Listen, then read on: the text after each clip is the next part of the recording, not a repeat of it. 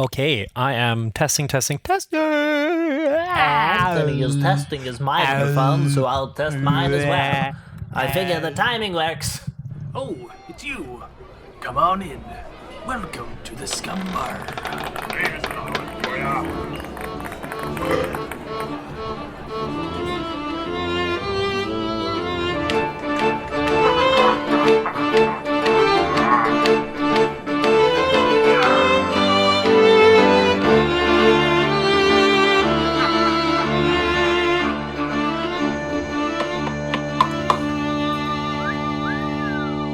Welcome to the Scumm Bar Podcast, where we talk movies, video games, pop culture, books, Peter Pettigrew, and everything in between. I'm your host, Mattbrush, and with me today, a married man who needs no other introduction. It's me, Anth0z. Hey, I'm married. Hoppa! Mazel tov. Good on you, sir. Good Thank job. You did it. Thank you. You did it. I nabbed a good one. One of the best. Yourself? Yes. It was a solo marriage. Yeah, there you go. There was a groom, and that was all you needed. Well, you did it. Good job. Yeah. You are now officially married. So you don't have to Thank talk you. about being married anymore. You don't have to brag about it all the time on the podcast. Because I'm it. Yeah, because Wait, you are okay. it. You are Okay. embodiment of marriage. Oh, speaking of it, I watched it, the original, Oh, something last week, and then today I finished watching it Chapter 1. So I'm ready for it Chapter 2. oh, okay, perfect. Yeah. Well, we're going to segue into that, but just give me 2 seconds here because I have something very important I have to do. Okay. I have to give you a pirate joke. Oh, Are you ready? yep. Are you ready? Ready. Why did the pirate buy an eye patch?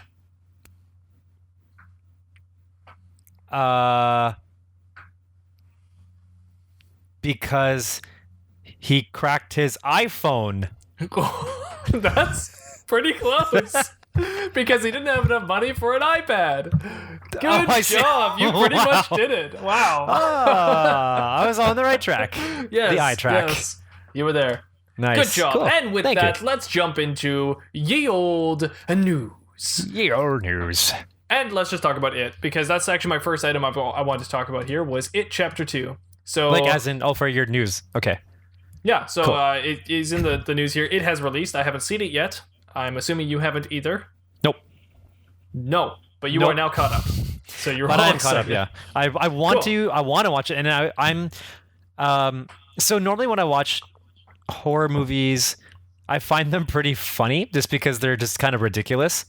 In most cases, I'll just laugh and just think like, oh, this is just like the way that things look is really funny. Yeah. I can only think of a couple times where I was genuinely scared, and one was, I think I told you about this, but one was watching The Ring in theaters when she's crawling out of the well and the TV screen's going static, and every time it like flickers, she gets like closer.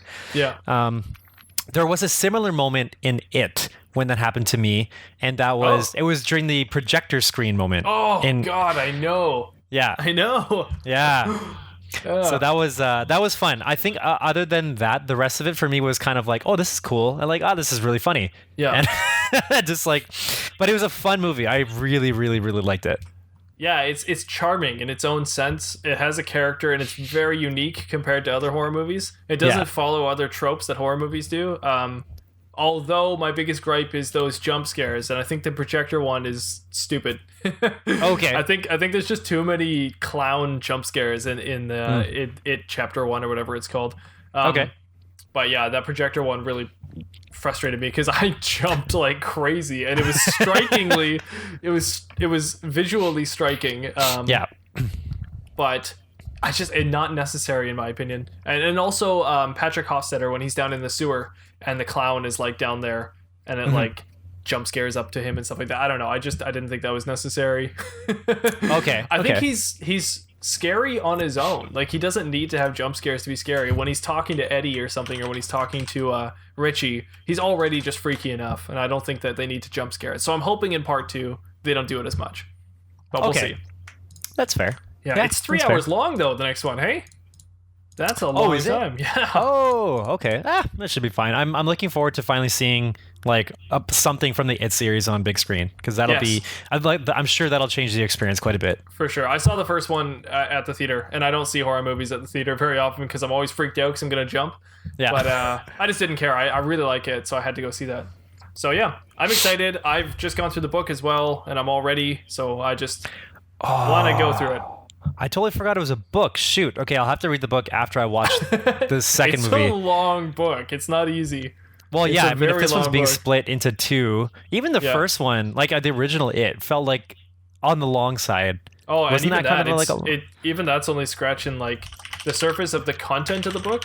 I'm not saying it's not hitting more of the themes, but there's just so much content to it. It's like he just wrote and wrote and wrote and wrote and wrote, then didn't get an editor. So then the book is like massive. It's like longer than Lord of the Rings. All of Lord of the Rings. What? Really? Yeah, it's huge. Whoa! It's not I his had no longest idea. book, but it's a very long book. Let's see. The movie length I have for it? the original It No, I was don't have 3 hours and 12 minutes. Okay.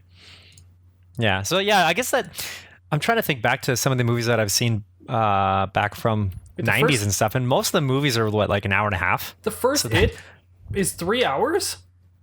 Like It Chapter 1, Yeah. it's 2.5. Oh, okay. I was like, No, but Stephen King's It, that was 3 hours. oh, the TV 3 hours and 12 series minutes. one. It was a TV series? What? Stephen King, It. Yeah. Stephen King's It. What are you talking about? That's 3 hours. Wasn't that just a movie? It was a TV movie. Oh, It was like a two-parter at night. Sorry, it wasn't a TV show, but it was like a mini series. Oh. Yeah. Oh. Stephen King's. Okay, the 1990s It with Tim Curry. Yes. Yeah. Oh, I had no. That was it. Yeah. That's why Oh. it's so long. It's because it aired over 2 nights. So yeah, when you would get this at the movie store, I think this was 2 VHSs. Ah, no Which one. just I had. dates me instantly when I say it was 2 Yeah. VHSs. Oh, cool. Like Titanic and Braveheart. Titanic was 2 VHSs. Yeah, the one I had was, and Braveheart. Oh wow. Yeah. Although maybe I had an extended version, I don't know. Yeah. Oh, interesting. Why Huh. did you have a single VHS version of Titanic? No, I'm pretty sure I had the DVD. Oh, I think there was Fair. a certain point where I think sometime in early high school was when I stopped buying VHSs. I think the last VHS I bought was actually a remake. Oh, sorry. No. Yeah. I do have that one. yeah, that's the one Yeah. that I remember. The 2 Oh, I VHS totally forgot. copy. Yeah. Right. Okay. Yeah, I do have that. Maybe one of the last ones I bought that I can remember was the remastered version of Transformers, the animated movie. Oh, Other than that, like I It's was pretty much always just buying DVDs. Transformers. I know I told you, it's my favorite movie, so that's Wow. what I do. Well, I'm honored that I saw it with you then. Me too. I still think about it. When I tell my friends about like my movie experiences, I always mention that one because like you can't go to Cineplex these days and any movie you can watch, you can just like cheer and people will laugh out loud Yeah.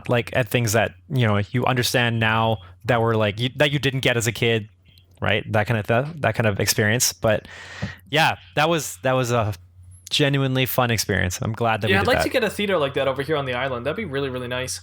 Just to have a theater that plays whatever movies, and you can have those kinds of nights and keep reliving those moments. Because that would be great to bring that back. Like I want Yeah, to see for Small sure. Soldiers on the big screen again. Ooh. Bring oh, back yeah. Small Soldiers. That's all I'm saying. Okay, so moving on. There was the Tokyo Game Show recently. A lot of video game news came out on there. I don't really know any of it, to be honest. Okay. I kind of skimmed through the news on that, except for I did pay attention to Death Stranding. So Ooh. there was a 45-minute gameplay demo of Death Stranding that came out, and this made really big news because most people didn't really know the genre to Death Stranding yet. And to anybody who doesn't know this game, this is Kojima's new game after Metal Gear Solid 5. He got fired from Konami, and then he started his own studio, which became Kojima Productions, I think. And then this is his first game to come out of that. It's using the game engine from Horizon Zero Dawn. So that company helped him out with the game engine and then allowed him to kind of quickly make a game. So it's been 5 years, I think, since Metal Gear Solid 5, or maybe a little less. And in that time, he's already built a game, which is very fast. And it's going to be releasing soon. And the trailer came out. Yeah. And yeah, it's unique. Did you see it?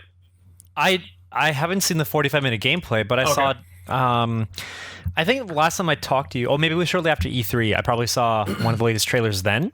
So Was that it the was one what, a where couple he's months back. talking to the woman? I remember him talking to a woman. Yeah, it's like a president kind of woman. Sounds kind of familiar. Okay, yeah. That was the most recent trailer, or Okay. more recent kind of trailer, and then the gameplay video. So do you know the gameplay of Death Stranding then? Only from what I saw in that last trailer, because I saw him like picking out like a ladder out of his backpack or something. Yeah, and just, like, exactly. Yeah, they showed a little bit of it there, and then he explains it better in the 45-minute gameplay demo. So I haven't seen the 45-minute gameplay demo, but that's it. So the gameplay is that it's delivering packages. So you have like a home base of some sort. I don't really know. I'm probably butchering this, but you have some sort of home base, and then you have a destination you need to get to on a very large map. And then you're supposed to be able to get your packages to the destination. And it's up to you to decide which items to take to safely go across on that journey and get the packages safely to that destination and then back. While doing that, there's like supernatural beings that try to get you and stuff, and it's a very, very strange, weird story, but you have to protect yourself, but there's no combat. So it's more defensive and like stealth and ingenuity than it is combat. So to me, it sounds really intriguing. It's very new. No one's ever tried this. I don't even know what genre to call this, like adventure, stealth. I don't really know. Like, it's a very unique genre, but it's getting a lot of backlash online, at least, because people are mad that there's no combat. Like, I guess people are expecting Metal Gear Solid or something that's got more gunplay, when this is more about just using the tools you have. You know what? I actually like just thinking about what I've seen in the trailers and how, you know, when it was first revealed, it looked very eerie, very creepy. Yeah. And then I think back then we only saw it was just like a CGI, like a cinematic. Sorry, so it was a cinematic, and I think all I remember seeing was just like a bunch of crabs. Oh yeah. Like on the like landing, or just like washed ashore, and then you see Norman Reedus like naked, and I feel like that was like all we saw. Yep. And then maybe like that was a like year right later, after he got fired from Konami. Like, that was within months. He had built a trailer. It was insane. yeah. Maybe he got fired because he wanted to put a naked man on screen. Well, anyway, so then I guess like a year later, or whenever the next trailer came out, then that one had a little bit more. It added a little bit more like creepiness and eeriness to it. I think then they showed a baby, or maybe they had a baby in the first one, but then maybe by the next one they showed that footprints were being made in the sand by something that you couldn't see. It was like oily footprints. Yeah. And then I don't know if it was the same trailer or the one that came after, but who's the guy that plays like the main antagonist? Mads Mikkelsen? Yeah, Mads Mikkelsen. So so then you get to see him, and he looks kind of all like zombified, or he looks a little bit like Guillermo del Toro was also in that trailer as like a totally different character. Oh, was he a soldier or something? No, he played like a random guy who had a baby in a thing. It looked like a baby Bjorn or something, but it's keeping this baby alive with an oxygen mask, and he was like hiding it, and he like says something to the baby and then like runs away. It's like a small moment of the trailer, and then it goes back to Mads Mikkelsen coming out with his SWAT team out of like a thing. Like a tunnel or something, right? Yeah, exactly. Yeah, it ends exactly. in the tunnel, yeah. So that's part of the same trailer. So he revealed that he had those two actors on board. Yeah. Or director and actor, I guess. Okay, yeah. So I remember that scene now. And so just thinking back to those, and I guess like what we've seen up until now, minus the gameplay, I feel like I like that there isn't combat, because Me too. In what we see as being kind of like a very terrifying environment, you're even more vulnerable because you can't fight back. And I feel like that should add to the whole experience, like to the gameplay. So like as you're playing, like you might be in some sort of like constant state of like, what do I do? How do I do this? Like, because you don't have your normal means to fight back. So I think, I guess it is a kind of a surprise in terms of the direction for the game, but I like it from what I've heard. So now it's just a matter of trying it out and see how it actually works out. But it sounds cool to me. I mean, I had to stop and think a little bit myself too, because Metal Gear Solid 5 I really liked, as one of my favorite games. And I think, like, I was thinking about it, I was like, I really like the gunplay in Metal Gear Solid 5. A lot of good guns in that, and it's a lot of fun to just shoot people. Like, mostly you're shooting tranks in that game. You're not actually shooting people to kill them. You're trying to recruit them. So you're trying to trank them so they fall asleep, and then you send them with a parachute so they go flying back to your base, and then you get to recruit them and they become yours. Okay. So it was really fun. That was like one of the best parts of the game, was trying to see who had the best stats, like Pokemon, and then try to capture these guys for your base. But anyways, so I really liked Metal Gear Solid 5, and then I was thinking, I was like, well, maybe the best parts about Metal Gear Solid 5 weren't actually the combat. The combat was fun, but maybe that's not the best part. The best part was actually the ingenuity, the tools, which is really all this game is. It's now just going to be more of the tools and how you make things work. So it's going to be different. I don't know if it's going to be fun, but it looks interesting. The story looks great. So I think it's going to be fun. But to me, it sounds like a cross of like being an employee of Amazon and what's that riddle, or not riddle, it's kind of like a riddle where you have a cat, a dog, and a mouse and one boat, and you have to take them across. Yeah, like this kind of reminds me of that. It's like a puzzle delivery game. Yeah. No, I can see that happening. And there are some missions in Metal Gear Solid 5 where you could tell he wanted to do something similar to this. He went for like a horror aesthetic and made it really unique and weird. And it was strange because your guns didn't do anything, so you had to find other ways to get around or get to your destination, kind of thing. So there's already stuff that he was doing in Metal Gear Solid 5 that was similar to this anyways. And if it's anything like that, I think it's going to be very good. Cool. So yeah, that's all I really want to say about that. All right, I'm excited. Me too. So moving on to that, did you see anything about Birds of Prey? I thought I saw a trailer, or a mention of a trailer for Birds of Prey. The video game or TV show or a movie? A movie, it looked like. Birds of Prey, are we talking about like DC Birds of Prey? Yeah. Oh. Yeah. No, I haven't seen a trailer yet. Okay, I saw an article that said like new trailer for Birds of Prey, and it showed Harley Quinn. And I was like, oh, is that out? I haven't seen that. Oh. This is Anth0z discovering this on the podcast. That's the sound of discovering something. I guess like I kind of feel like I heard a while back that that Margot Robbie was signed to play in Birds of Prey, but I didn't really think much of it. Oh, it looks like a teaser maybe came out. I feel like I probably just heard it on another podcast. Oh, I see Birds of Prey teaser. Is that real though? Movie clips trailers. No, this looks like fan made.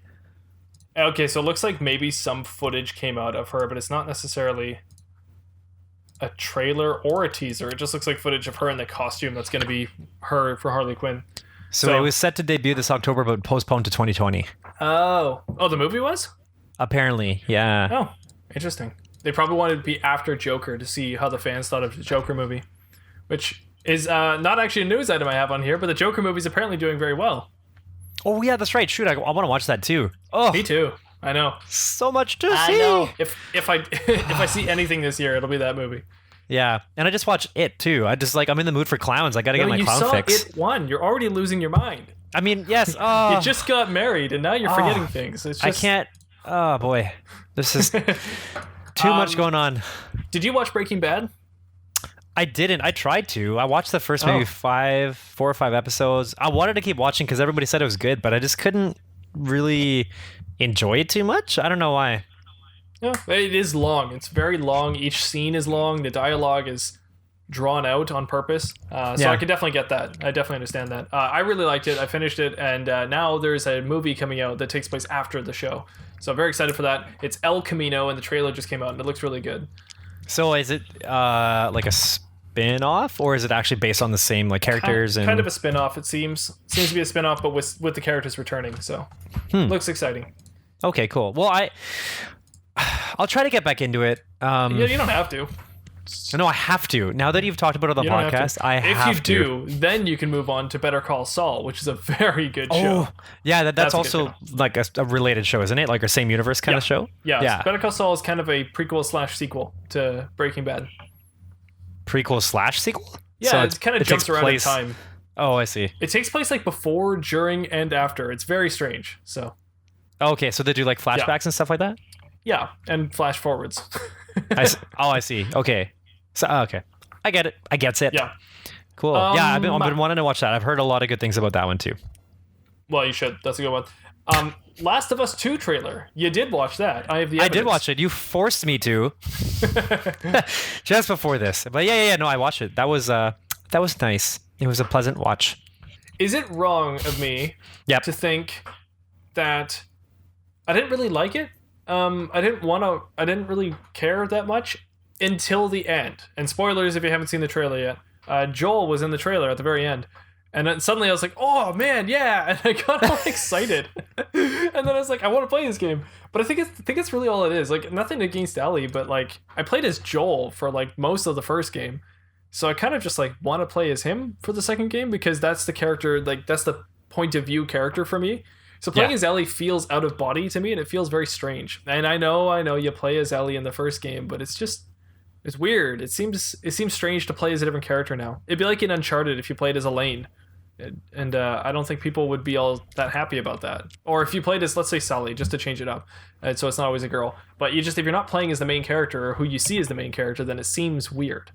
So okay, so I haven't played either of those games, but I'm going to compare it to if you were to play as Luigi in all of the Super Mario games. I was going to say that exact thing.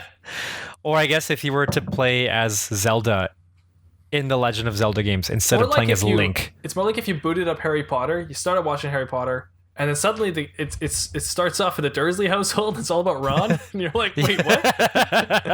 This isn't the movie I watched. Weasley household. Right, yeah. So that's not exactly. Did I say Dursley? Who's Dursley? You said Dursley. I was thinking like, well, that could. I mean, he could still wake up in the Dursley house for some reason, but he's a Weasley.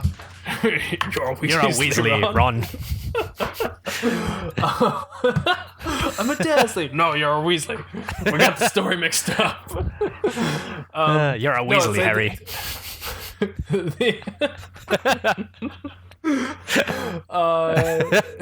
No, I'm trying to say something and I don't remember what I'm saying. No, I won't let you. Anyways, I don't know. Hermione, Draco. I found that funny that while watching the trailer, I wasn't that interested. I was kind of like, okay, the graphics looked amazing. The action scenes looked very cool. Yeah. But the whole time I'm watching it, I'm like, oh, okay. Like, I don't need to play this. I had no want, no need, no desire. I didn't really care about the story. I don't really know the story that I'm watching on there. I know the story from the first one. Yeah. And then as soon as Joel is there, suddenly my whole brain flips and it's just like, yeah, let's watch it. Let's play this, like. So I don't know. That's a comment about myself that I found funny while going through the trailer. I think that's fine. I mean, like you said, you had a connection with him from the first game, so it's only fair that if you were to see him that in the second one, that you'd be excited to relive that in a way, right? Except going further in the story. So it'd be like if in Dragon Ball, what's the new one? Super? Super, thank you. It'd be like if in Super, like, it took place on a world that Vegeta is not allowed to go to because he'll die, so therefore he's not in the show. Then I'd be like, why am I watching this show? Like, and if I was watching the trailer to the show, I'd be like, yeah, this looks like just a bunch of stuff I don't need to care about because Vegeta's not in it. Then at the end of the trailer, Vegeta shows up with like a space mask and he's just like, I can live on this planet. I'd be like, okay, now I'm in. Like, I'll watch. Sorry, can you actually remind me? So The Last of Us, yes. Like I said, I haven't played it, but The Last of Us, that came out quite a while back, right? Like quite a few years ago? The Last of Us came out, would have been 2013, I think. It was at the end of the PS3. It was like one of its last games, and it's exclusive to PS, right? PlayStation 3 and PlayStation 4. Yeah, Sony. Okay. Yeah. And it was like the PlayStation 4 either was about to launch or had just launched, and then Last of Us came out on PS3. So it was literally like right at the end of the life cycle. Okay, so I'm just trying to think back. So I went with you once to Cineplex, right? Oh, no, did I not? For the E3 screening? No, I never got to see that. Oh, okay. Maybe I'll come over this year for it. Sorry? Maybe I'll come over for the next year to do it. Oh, I don't think they're doing it anymore because PS wasn't Sony's doing their own. Yeah, exactly. Sony like pulled out and whatever. So right. But so what I remember from one of the cinematics was that they're in some sort of like barn, and I guess Ellie. Oh yeah. She's probably getting teased by some other people or guys or whatever, and then she meets. She finds this girl who I think she knows, and then she kisses her. This is from that. Is that a cinematic for The Last of Us Part 2, or is that actually? No, that was Last of Us Part 2. Yeah, no, that's I don't want to give away any of the story in case at some point in your life you end up playing it. but there is a time jump between these two games. Okay. So the Ellie we're looking at in this game is drastically different than the Ellie that we knew from the other game. Like she's older. Yes, and seems very different in personality and tone to how we knew her in the past one. She was. Yeah, I don't want to give away too much. So, but Okay. that's about all you need to know. I mean, it's just she's very different than a character. So it's almost like a totally different character. Okay. Like in a sense where the writers can literally be like, okay, what do we want to make? Like, and they can just write anything pretty much, and now they've got their game. So it's different. It's very unique. Okay. It's not necessarily Cool. bad. It's just different. Yeah. Okay. Well, I'm interested to see how that goes too. I would like to get back into gaming enough that I could try that out, but these days it's a little bit difficult. It's a long game too. It's a commitment. Okay. Yeah. Already, My that sounds fiance very and I daunting. tried to beat it. Well, we did beat it back in 2013, but we tried to beat it again like years later, and we could barely get through like the first couple chapters. It's just so long. Is it a 2-player game? No, just pass the controller. Oh, I see. Okay. Okay. Yeah, I probably can't do that with my wife. Whoa! He dropped it! He dropped the W. The W bomb. So, it would probably just be me playing it like in the dark, and she'll just be on her phone or something. It's way too gory for her. She would not like that. Okay. Well, yeah, exactly. If she's on her phone, she won't notice it, so that's fine. There you go. Perfect. That's all I have for news. Did you have anything else? Yeah, just one more thing, but it's going to be part of the my topic anyway. But I will just mention that September 22nd marked the 25th anniversary of the TV show, my favorite TV show, and the one that I reference every episode of the Scumm Bar Podcast, and that is Friends. Yeah, exactly. Nice. And so to mark the anniversary, I'm sure there's like a whole bunch of things going on, but I saw that there was somewhere they had like in some sort of like courtyard, there's this like building that's all lit up, and it's surrounded by all these fountains, and they were playing the theme song, and like it was like a water show and light show and stuff like that. But anyway, at least here, and I assume it would take place on the island too. Cineplex is doing 3 events specifically for Friends. So event 1 actually just happened this past was it Sunday?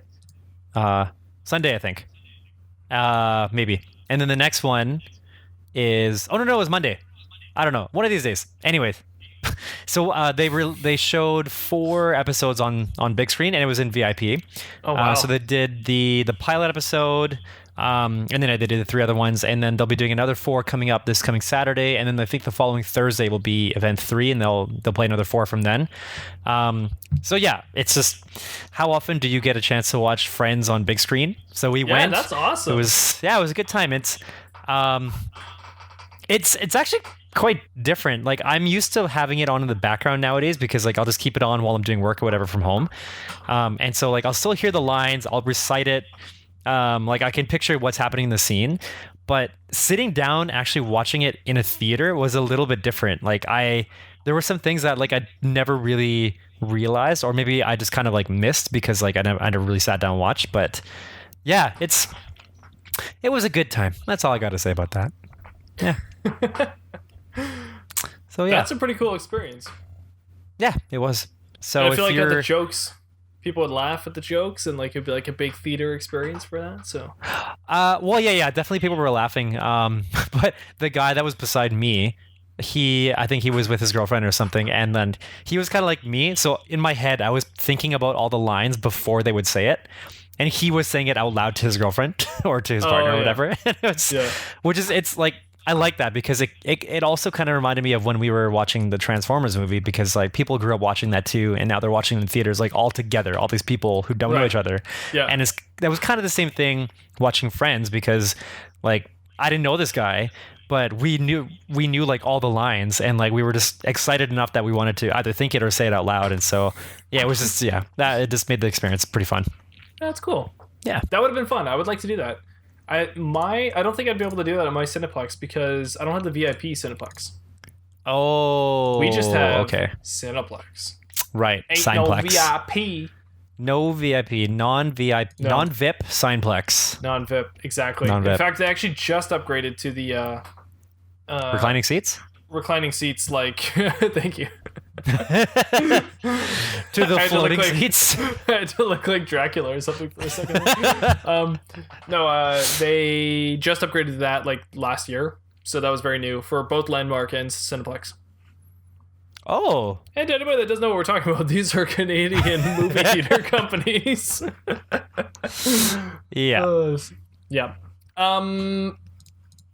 Okay, so I'm confused. Did you do your topic then, or is your topic like? No. I'll Okay. I can get at my topic, but we didn't decide who's going to go first. Should we rock Okay, paper well, scissors actually, over this lag time? I was kind of thinking that we had like a nice time with the news, and my topic's fairly minuscule. So I was thinking we Okay. could just move right into a little thing I like to call the Wheel of Scum. Ooh. The Wheel of Scum. Scum.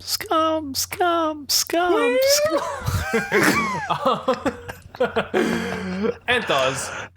Scum. Cue music. Da-da-da. On the Wheel of Scum, we like to play a bunch of different games. I don't really remember what I normally say here, so I'm just going to say this instead. There are 6 different games that we could be playing. The first game we can play is Pirate Adventure. Second game is Shakespeare in a Yar. Third, Crossover Cross Bover. Fourth, A Haunting Tale of Woe. Fifth, Who Wants to Be Scum Millionaire. Sixth, Swashbuckler. Anth0z, will you? Mattbrush. That was jarring. Sorry. Will you spin the wheel? Click. You know what? By the way, Give me 2 I'm- seconds. I swear- I never oh, get to show okay. you the screen while you're looking at the wheel, so I'm going to do that for you right now. Okay. Did you already click it though? No, I haven't. Oh, okay. And click. Okay, cool. What were you I gonna swear say? you said Shakespeare in a bar. BR. Yeah, I probably did. Did you ever watch? Shakespeare. There was an episode of The Simpsons where Homer tried to say that the rhyme, but he said it. Sheik sells chic Sheik. shells by the chic store. Ooh, What is we it? got What is it? Swashbuckler. Ooh, we haven't done this in a while. That's what- I have no idea what we did last time. It's been like a month. We were going to since- say totally different things because I was going to say we get this one a lot. And you were Oh, like, we have this one a while.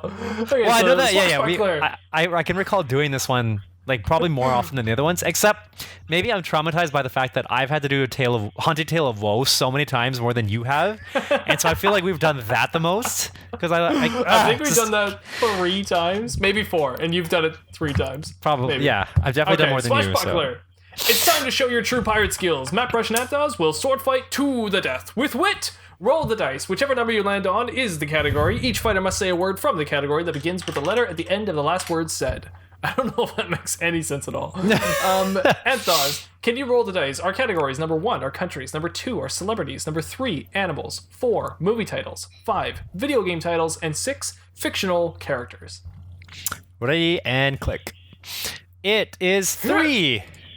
Animals. All right. Ooh, okay. So Anth0z, take it away and start. And we're not going to do a timer yet. We'll take it slow at first, and then I'll get a timer set up. Okay. All right. Aardvark. Aardvark. K. Kangaroo. Orangutan. Orangutan. Although I think that ends with an N, not a G. Orangutan. Orangutan. Orangutan. Yeah. It ends Yeah. with an N. Yeah. N. Newt. Ooh. I wanted to say Trico, but that's a Pokemon. That's not an animal. That's a fictional character. So is Talo. Talo is also a Pokemon. Oh my Darn it. gosh. You know your Pokemon. Tree. Woodpecker. A tick? No, tick is a bug. Bugs don't count, right? No. Yeah, bugs are animals. Are they Insects, animals? yeah, under the classification, insects are an animal. Oh, okay. Tick. Right? Hold on. Insects are animals. This is a dumb question. This is true. I just don't know why. Are you Googling are insects animals? Yes. Oh, okay. The animal kingdom includes sponges. What? I think that says Not the dollar sponges. store kind. I think it says sponges. Mollusks, chordates, echinoderms. I'm probably saying that wrong. Oh, and arthropods. That's like Starfish. like Knuckles, the echidna. Maybe, no, it's not. Oh, okay. It says starfish underneath it. So. Oh, I see. Never mind. So arthropods, insect is part of arthropods, which is a part of the animal kingdom. And this is Awesome. Kingdom, phylum, and class, by the way. So that's your basic biology lesson for the day. Anyways, Cool. So you were right. Tick is correct. So back to K. Darn you. I'm going to say koala. Yeah, that's the only other K that I can think of too. Okay. Let's go with ant. Of course, you would go with the basic ant. Well, I'm going to go with the very finessed tabby cat. Ooh. Oh, no, it's back to a T. And Shoot. Macarena. Tiger. Oh, well done. R. Thank you. R rat. Oh, what's with these T's? Oh. Okay, and with that, we're going to put the timer on. Oh, sure. You put it on one and back to T. You already know I'm struggling. I'm looking at my book. No, It says Trevor I'm gonna Noah. wait Trevor until Noah you- is not an animal. Trevor Noah. Tiger Hawk was a transformer. You do well with the fictional characters one. I can't help it. Why can't I think of? There must be like some really obvious ones with T. Tim. Burton.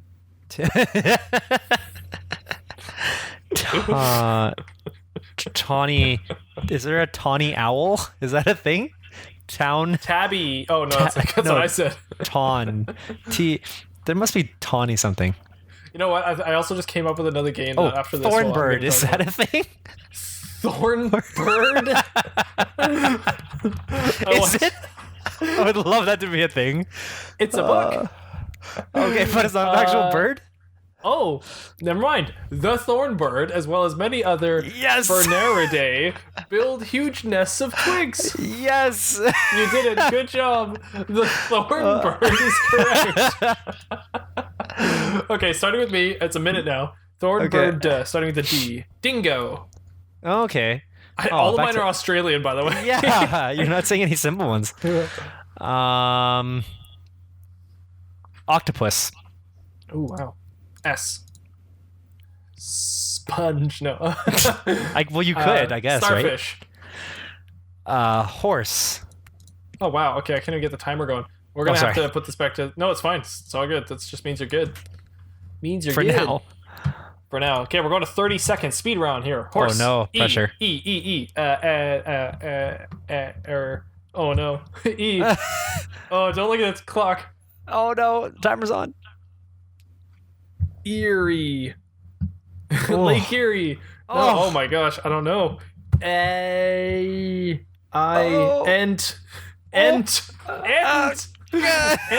Enderman. Egg. Eggs. No. Oh, don't look at the timer. Oh, I looked at the timer. Oh, it's done. no. 30 seconds is over. See, you know what? I think we just can't play this game when the timer's on. Oh no. That's what it is. It's just the What is pressure of the with that? timer. Normally I can figure it out, but man, I totally blanked on E. When you did you have said- one for E? Yeah, eel. When you said eerie, I was like, oh, just like change your accent and you might hear it. Eerily. Eel. Okay, so I came up with another game, and now we can talk about replacing a different Scumm Bar spinner game if you want to. It can be Hunting Tale of Woe if you want it to be. So the game I just came up with is actors or celebrities or famous people in general. You say one first name, and I'll finish it. And I came up with that when you said Tim, and I said Burton. So that's exactly how the game would play. So I would say like Ned, and you could say Flanders or something. Actually, in fact, it could be anything. You just finish the two-parter, I guess. You know. I like that. That's fun. What do we call that? That would be called...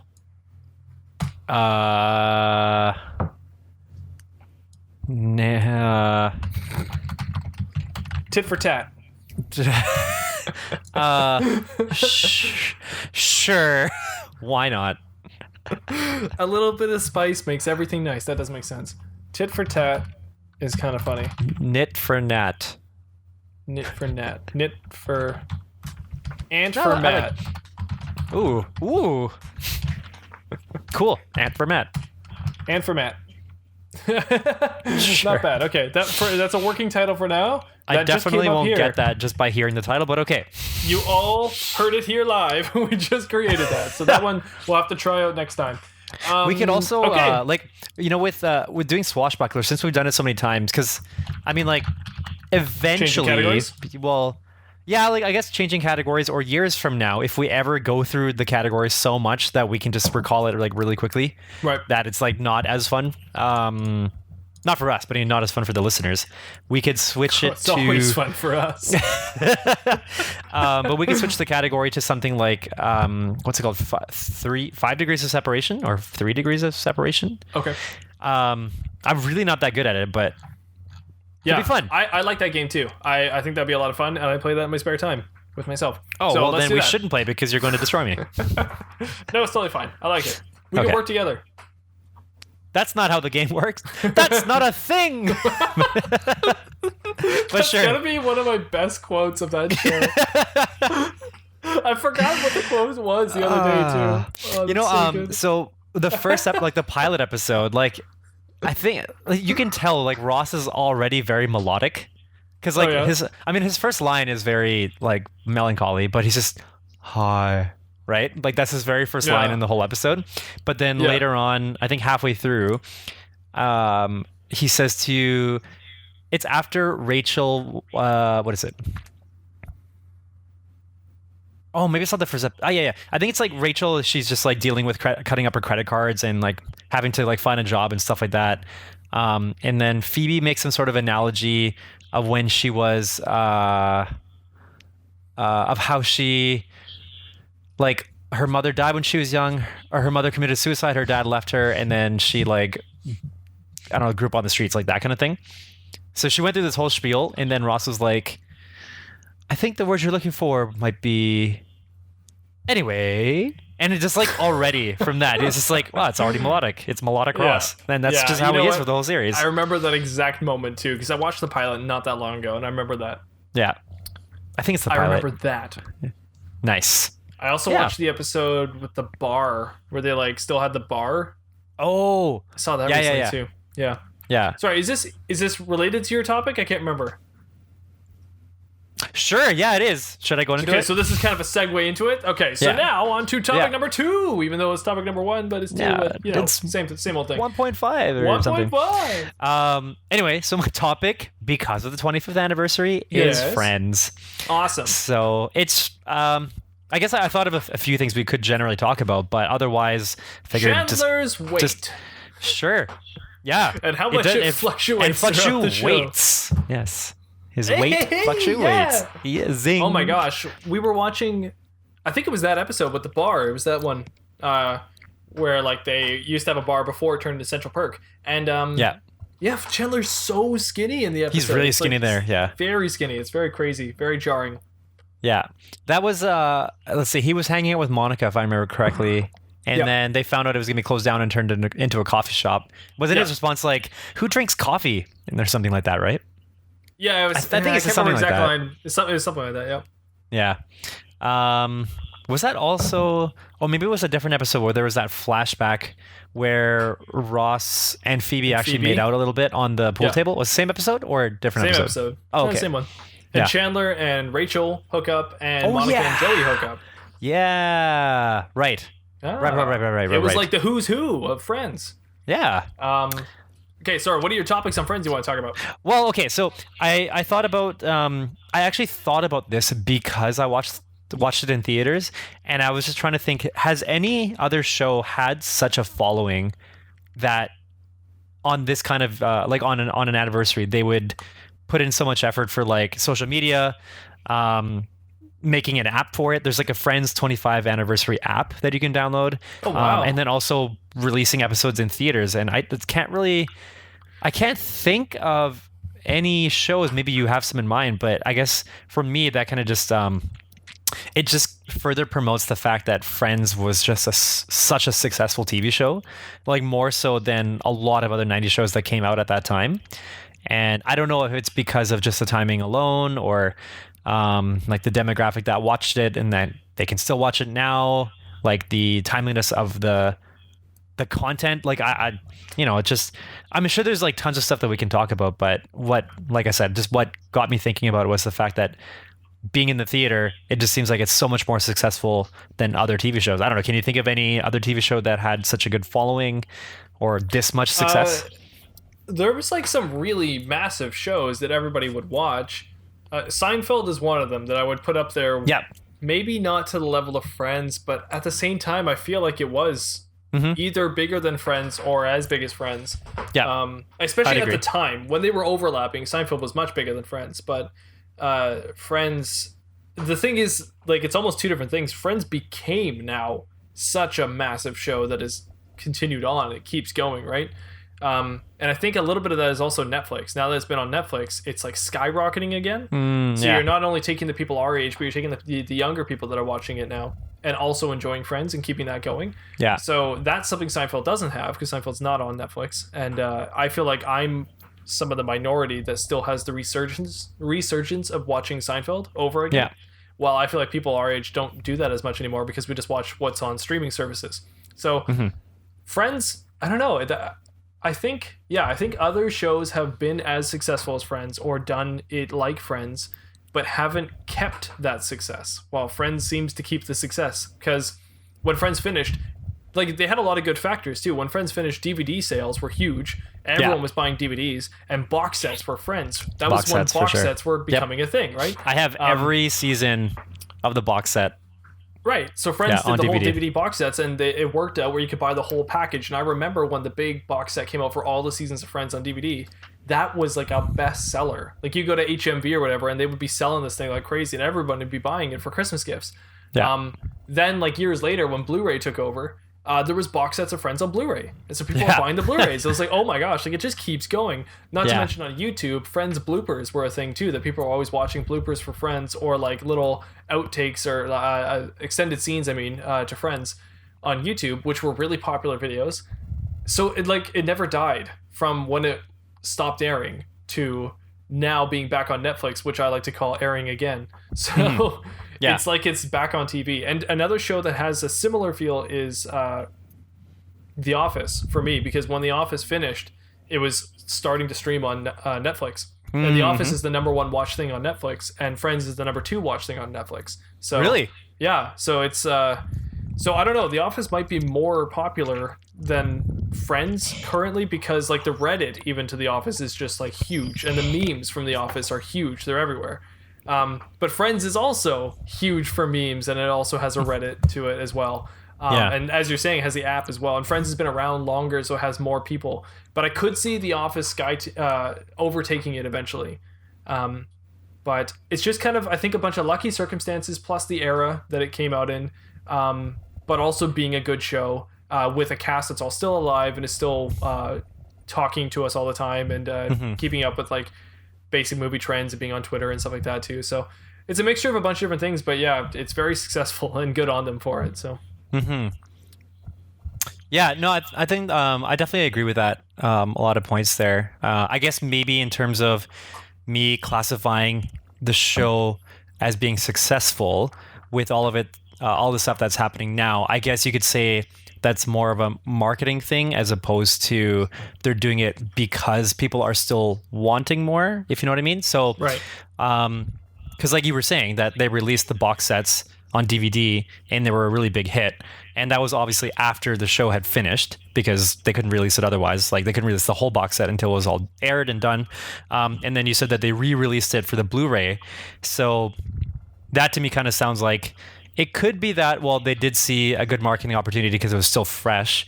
And I guess now with the whole like 25-year anniversary, like maybe it just seems to be an ideal opportunity to bring things back as opposed to, oh, like people are still really hype about it. So yeah, I guess it could really be either way. And I guess I'm just trying to think of like, if it is the fact that like the show itself is really successful, what do you think makes it such a successful show? Like, would you say it is the characters, lessons like per episode or like whatever life lessons, or just like, I don't know, the connections between the characters, what would you say? maybe some of the things that it touches on in each era, because like it aired, like it first came out in the 90s, right? So by the time it aired, I guess, I mean, I don't really know what specific things that they were referencing in the 90s, but you know, the way that they dress and maybe the way that they talk to each other, and just like the New York lifestyle probably in the 90s was a little bit more different from what it is now. But even still, over the 10 years that they aired, you got to see that progression go from like where they were in the 90s, kind of like that old school kind of look, to like getting to the modern time. But I don't know. Yeah, what do you think made it such a good show? Well, the major thing, and I'll point out Seinfeld again because it's easier with contrasting shows. So in Seinfeld, the major shtick was that all the characters are unlikable. All four characters, well, that's the thing, all four characters are relatable, but full of sin. So they're doing everything that, right, like you know, like Jerry would say something like, "Oh, like I was in the theater and the kid was so annoying, I just wanted to throw him out the window or something," right? And all right. the other characters be like, "I know, I hate that," you know. And then you'd be watching and be like, "That's how I feel sometimes," you know. Yeah. And you would get it. Yeah. So that's the whole thing. Like that was the shtick of the show, is unlikable characters. When Friends came out, they did something that was a first. They made a sitcom that was a boys and girls sitcom. It was for both. Yeah. And so they split the cast 3 and 3, guys and girls, and the show is so it's like a chameleon. It changes halfway through. And the magic trick is that you never notice the change. So you'll be watching a scene of Monica and Rachel and Phoebe, and it's a very girl heavy sitcom, and they're making all these jokes and stuff like that should only be funny for girls, but the guys still find it funny because it's actually very funny. It's well written. The thing is, the only reason the guys were there watching was because the scene just before that was Ross and Chandler and Joey, and you watch them doing very guy-like things, and then it'll switch back and forth, and then they start blending them in their scenes, and then they put them all together at the coffee shop or whatever, right? And then it works. Yeah. So you'll see that in the first season, there's a lot of just the guys hanging out, or a lot of just the girls hanging out, and it's I think that's the big shtick of Friends, was they were like the first show to be guys and girls together in a show, not like together, but I mean the what's that called? The audience was 4 guys, 4 girls in one show. It wasn't Will and Grace, so it wasn't like a married couple. Yeah. It was single friends, guys and girls, and you're watching it together.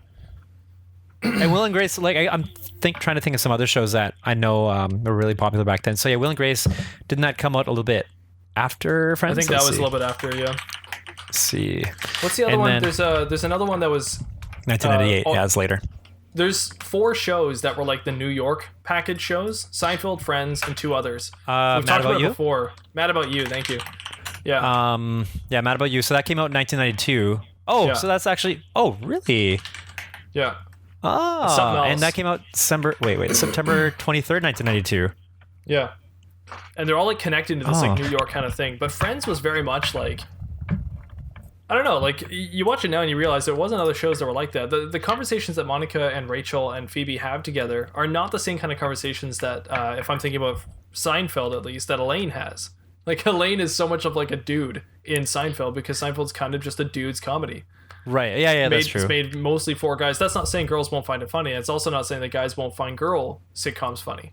Golden Girls is a great example. A lot of people love Golden Girls. So. Golden Girls. Also, another New York TV show that I've started rewatching is The Nanny. Oh, I remember that. I forgot Did you like all it? about that.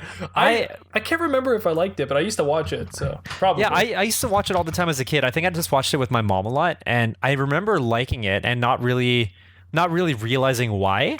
And then now rewatching it, it's like I think I understand the humor much more differently, but Right. I still really enjoy it. I think I've only watched the first I don't know, 2 or 3 episodes, but the delivery of everything is so different from something like Friends, because for something like The Nanny, there's a lot of I guess you'd say like playing to the camera. I don't know if that's the term, but you know, if she makes a face Breaks because the she's fourth wall reacting and to she somebody. looks at the camera.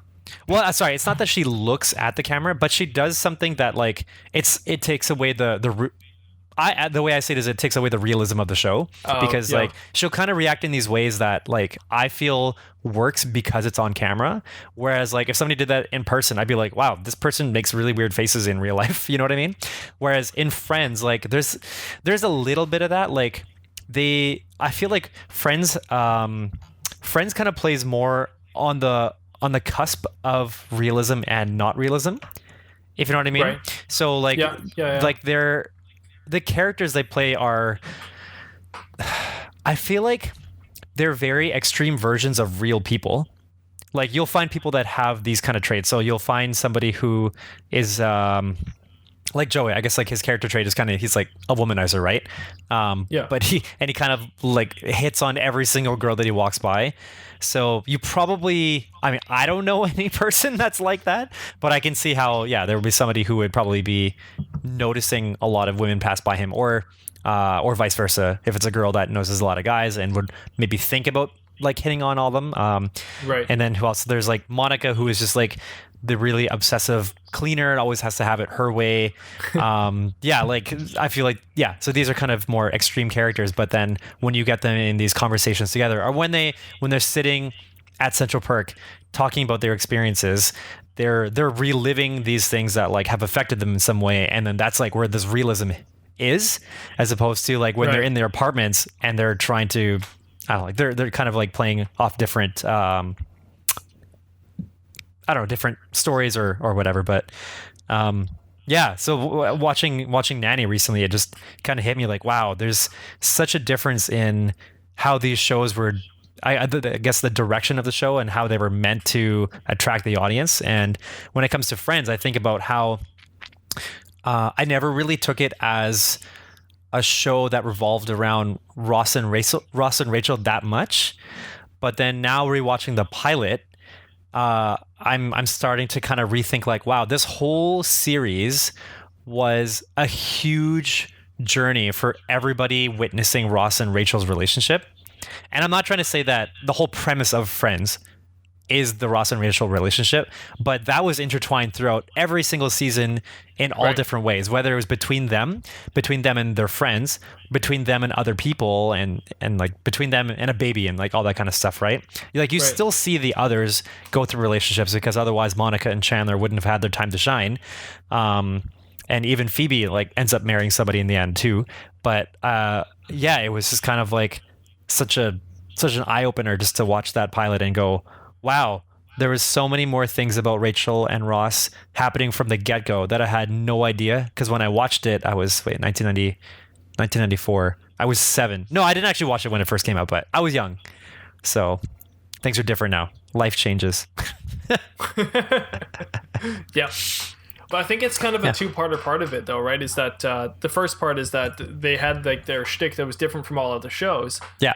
I think the other part is what you're getting at here is that the actors drove the script. So the script initially, like you said, was written for Ross and Rachel, for them to be the main characters and for everyone else to just be side characters. And as you probably know already with the Friends trivia, is that all the actors who play Rachel and Ross didn't want to do that. They wanted to split it evenly between them all. So all 6 of the Friends they split their cash evenly and how much they got paid. Oh, did they actually? Yeah. So no one got paid more than anybody else, and that's nice. Not normal for sitcoms. There's usually the bigger actors that get more money. Well, David Schwimmer and Jennifer Aniston didn't want to do that, so they made sure everybody was shared equally in the cash. But in doing so, the jokes, the humor, everyone playing off each other worked, I think, even better, and that's what then started to drive the script. So then the characters became the focuses for like the next episodes to write. Instead of it just being, okay, how is Ross and Rachel going to get out of this one? It was more just like, oh, like what's Chandler doing, and how can we incorporate Ross and Rachel's storyline into what Chandler's doing today, kind of thing. And also we got to make sure Joey's doing something, and we got to make sure that Phoebe's also doing something. And in doing so, they ended up pairing up people and making really funny situations. So yeah. So I think the characters drove the script instead of the script driving the characters in this show, which started to make for some really good seasons. Like right around 4 and 5, the show really picks up and gets really good. Actually, no, whatever the season is with the bald girlfriend of Ross's. When Ross is the girlfriend and she goes bald. I feel like, wait, is that okay? The beach house. Yeah. I feel like that's like, it's a season ender, and then that must be like finale and premiere. I feel like that's like season 3. Yeah. Whatever that is, I feel like that's the moment when they found themselves, knew exactly what made them tick, Yeah, there we go. And they just went full force with the show. The one at the beach, end of season 3, episode 25. Yeah. I don't know who the remember, writers were at that. I don't know who the crew was or anything like that. But whoever they all were, that's when they knew exactly what they were doing. And then they could move on from there. Yeah. Oh, I remember watching that live. Or not live, but like by this time I was actually watching it regularly, weekly as it came out. And then watching that last scene as Ross went into the hallway and was deciding which door to go to, whether it was Rachel's or the other girls. Yeah. And then we don't find out until the next season. Oh, that killed me, but yeah. Good times. Good old Friends. See, for me, I never watched Friends live, or like maybe I caught it a few times just every now and then. But I was always watching reruns. So when that would happen, what would happen to me all the time is do the credits after he did the doors. And then we go to a commercial break. Then I come back to the next episode, and it would be the next one in the season. So it would continue on right away, and you get to keep watching. But you wouldn't know it was the next season. You just kind of thought that was the next part of the story. So it wasn't until like Netflix that I actually knew what was seasons and stuff like that. So. Oh, I see. Or otherwise, you can kind of count on Chandler's changes to signify what season it was. Because like pretty much every season he looked different. Yeah, I don't know I know he had like a drug problem and was going through rehab and stuff, but I'm assuming, in between the seasons, he was going in and out of rehab and going through those situations. So, yeah, I think he was. Yeah. Oh well. Yeah. What else was I gonna say? Actually, well, I wanted to sort of touch on, I guess, comparing the episodes in terms of what the audience gets out of it. So I was thinking. Like, I've also been watching The Fresh Prince of Bel-Air because that's also back on Netflix. And what I've noticed about that... I gotta go through that. Yeah. So I took a pause from Friends to have Fresh Prince in the background now. Oh. So reliving through that, like... And I've told you before, and I think I mentioned this on the podcast, but Will Smith was one of my like inspirations as an actor growing up too. Right. So there was Jim Carrey, Robin Williams, Will Smith, and also Jackie Chan. Will Smith, he's always one to make me cry somehow. He's just always good at doing it.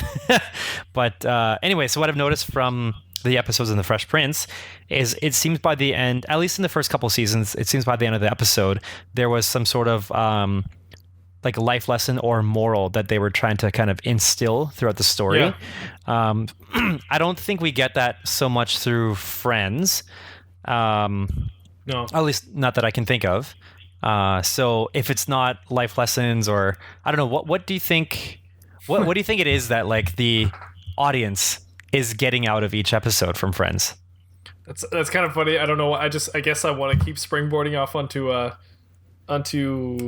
Seinfeld. But there was a thing that the creators of Seinfeld. There's this thing the creators of Seinfeld always said when writing the episodes, and it said no hugging, no learning. And what they always meant by that was their episodes, there can't be any like hugging and making up, and there can't be any learning. So there's no like, I learned a lesson today, and today I realized that, and like that's how the episode ends. Oh, and there's also no like, by the end of it, these characters are gonna make up and hug. Like if you think about Chandler and Joey, like maybe they're fighting and then they hug it out. So there was like no hugging, no learning was always their thing for the writers. Like that's never going to happen in this show, and it never did. So in the show, it never resolves like that. Anyways, that's funny. I never thought about that for Friends, though. I never thought, how does it end? Like, what are they trying to say? What are the writers trying to say in each episode? Yeah. So I guess I don't know. That's a really interesting point. I guess it's almost for the jokes. Mostly. I was going to say, because when I think of, I can't really recall any specific end scene before the credits, but I can think it's always some sort of just like... It's a payoff. Like it's a funny moment or something like that. Well, I feel like they usually do something that is somewhat related to the rest of the episode, but maybe, yeah. I could think of one. So there's that one episode where Chandler, he's... I think he just like sits around and watches TV all day. Monica is in between jobs, so she's trying to find something to do, and so she starts working out with him. And like throughout the episode, she's getting him to like run with him, do push-ups, and like wake up early on Sunday morning or something like that. I think the last scene before the credits is that she wakes him up on a Sunday morning, tries to get him to go for a run, and she's all like perky because that's just how she is. And then he starts talking her down, saying that it's. It must be really hard for you, I can't remember, your boyfriend left you, or you're looking for a job right now, like all this kind of stuff, and like your parents aren't supporting you or something. Yeah, it must be hard for you to keep up all the energy. And so she's like slowly kind of like succumbing to it. She's like, yeah, yeah, yeah.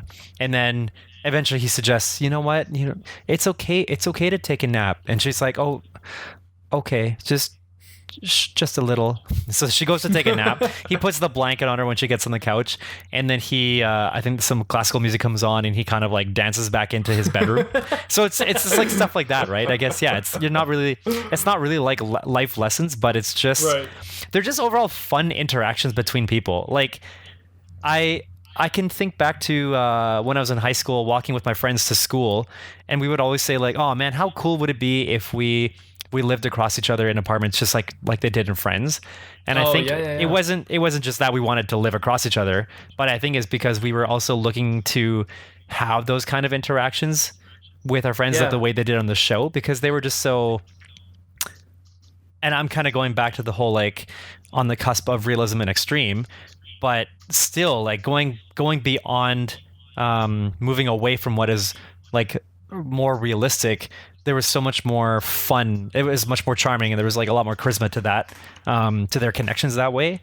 And I think, I feel like that's what people would get out of the episode. Is just you get to embrace a kind of relationship that you would like to have, or that that you appreciate, or something like that. And actually, I never thought about that with, like, the meaning behind each episode.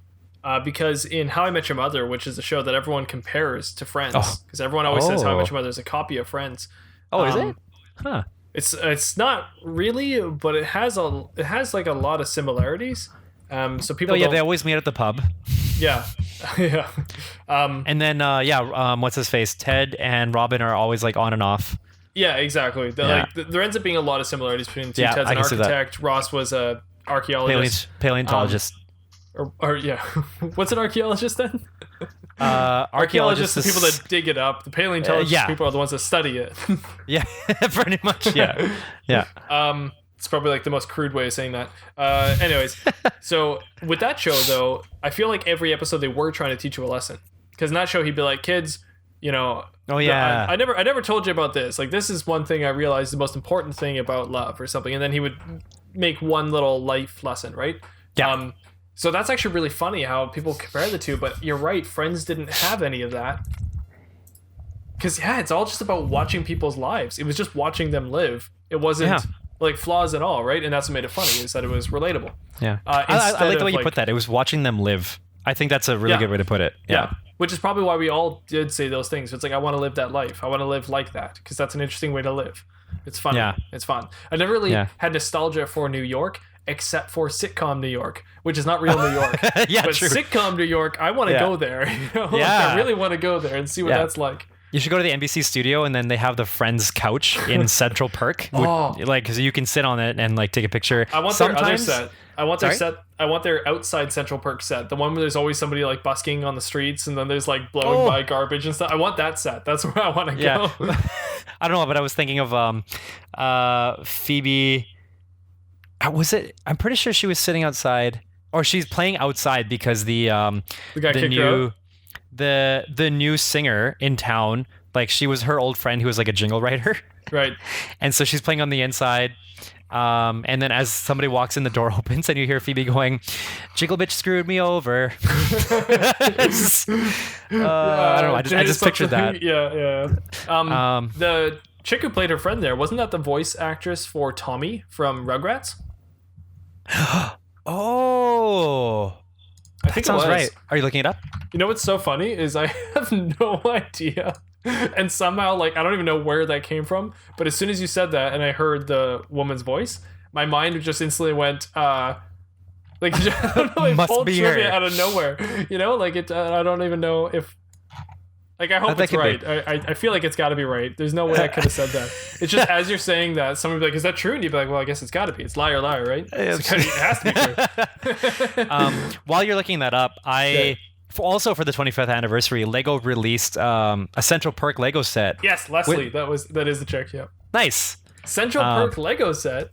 Yeah, so I got it. I haven't put it together yet. Like, it arrived before the wedding, and I haven't had a chance to to open it, but Oh, you couldn't do it at the wedding? no, we had to set up the cake. Oh, did you see the cake? I never got to actually. No, I never did. Oh, shoot. Ah, so darn it. okay, I'll just I'm mention sure there's it now. photos. I'll have to see them, but There are photos, yeah. I'll mention it now anyway. So it's a 3-tiered cake. We wanted to find ways to show things that like we really like together and things that have made like an impact on us. So, and also just something that was fun. So the top tier, one side of the whole cake was it looked like a regular cake, so like white fondant and like nice icing and all that kind of stuff. But then as you turn it around, it looks like the fondant is kind of like peeling back to show what the cake truly is. So on the top I did tier, get to see that where it was peeling back. I just never saw what was inside though. But yeah, sorry. okay, yeah. So the top one was Iron Man. So the center of it had like his logo or like his cool. his like symbol. Well, shoot, what was it? The power thing. Yeah, The the thing. power thing. Yeah, power thing. Yeah, Tony's Iron Man. power thing. That's what it was. Proof that Iron Man has a heart. Yeah, that's what it was. Yeah, so that was on the top tier. The middle tier was a purple cake with the friend's door frame. You know how like on the inside of their apartment? Yeah. That's Yeah. cool. Yeah, and then the bottom tier was Spider-Man. Spider-Man? Spider-Man. Spider-Man in the fwet? Spider-Man.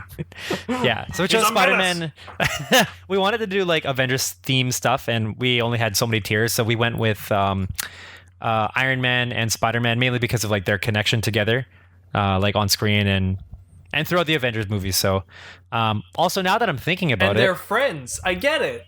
haha, they are friends, and they also come from New York, where Friends takes place. They probably all come There you go. from New York. Ross But anyway, is Iron Man. yeah. Ooh, that's a cool game. Oh, I just thought of another Friends reference, even though we're in the middle of Friends. You know when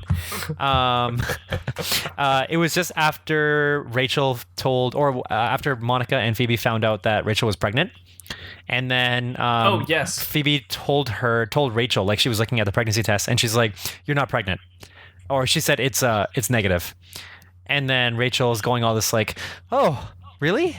Oh, phew."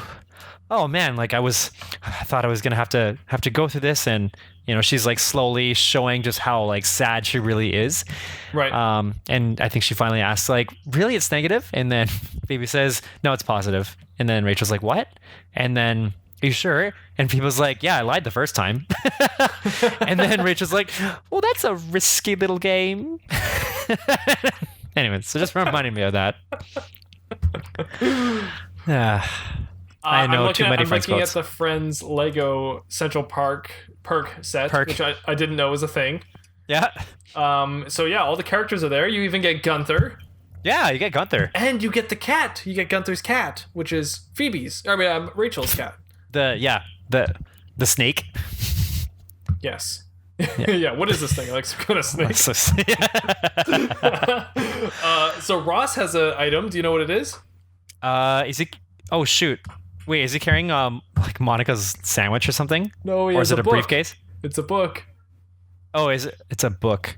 It's a book about Is Science Boy. oh nice, cool. What's Rachel carrying? Oh geez, I have no idea. She's not. What is she wearing in this one? She's not in her wedding dress. It's not the pilot episode, right? It No, might it's- be the pilot episode. I really don't know. Gunther's in it, so it can't be. No. Shoot, what is she carrying? Is she carrying a coffee tray? No. Yeah, that's exactly what it was. A coffee tray. okay, so Look she's at that, working You there. instinctively knew. What is Nice. Joey carrying? He's carrying a pizza, and I remember this because it looks like he's carrying one slice of pizza, and somebody commented saying that they got it wrong because the Joey special is 2 pizzas. Oh. Well, what I'm looking at might be wrong then, because he's not carrying pizza in it. Oh, what is he carrying? He is carrying. Maybe I'm looking at an old one. Oh, you know And- what? Hold on. I might be looking at a concept. Oh, Let me uh, double check. There's a few different ones here to see. Okay, no, what I'm looking at, Joey's carrying a turkey leg and a pretzel. oh, that's interesting. And Phoebe's carrying her guitar. Yep, that sounds right. But Monica and Chandler are not carrying. No, you know what? anything. I remember now. Because if you so on the Lego website, I think if you actually go into like there's an overview. Wait, what? Yeah, what are you looking at? But there's one that like looks like it's got the box on it. And it looks like a legit box. That one, Ross is carrying Science Boy. Monica is carrying some kind of brown ball thing. I don't know what it is. Chandler's got a briefcase. Phoebe's got a guitar. Joey's got pizza. This has got to be it. And then Rachel's got her thing. And Gunther's got a staff or a broom.